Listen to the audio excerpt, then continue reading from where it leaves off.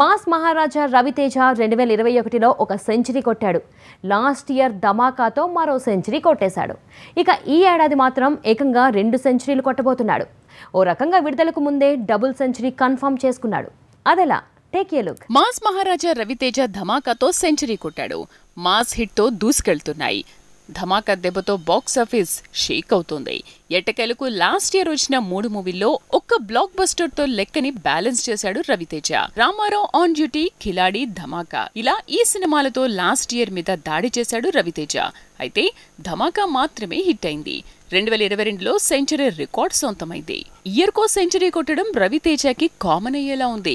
2022కి ధమాకా మూవీతో సెంచరీ కొట్టిన మాస్ మహారాజా 2021లో క్రాక్ తో ఇలాంటి కిక్కే ఇచ్చాడు, లెక్క మార్చాడు. 2021లో క్రాక్, 2022లో ధమాకా ఇలా వరుసగా 2 ఏళ్లు 2 సినిమాలతో 100 కోట్ల క్లబ్ లో అడుగుపెట్టాడు మాస్ మహారాజా. అలా ఏడాదికో సెంచరీ కొడుతున్న తను ఏడాది డబుల్ సెంచరీలను పాన్ ఇండియా లెవెల్లో కన్ఫర్మ్ చేసుకునే పనిలో ఉన్నాడు.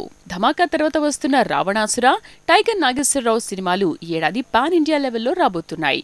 సో ఈ రెండింట్లో ఏది హిట్ అయినా 100 కోట్ల పెట్టుబడి ఓ మాదిరి రాబడిగా మారినా 3 ఏళ్లు వరుసగా 100 కోట్ల వసూళ్లు రాబట్టిన హిట్ల వీరుడిగా రవితేజకి హ్యాట్రిక్ కన్ఫర్మ్ అవుతుంది.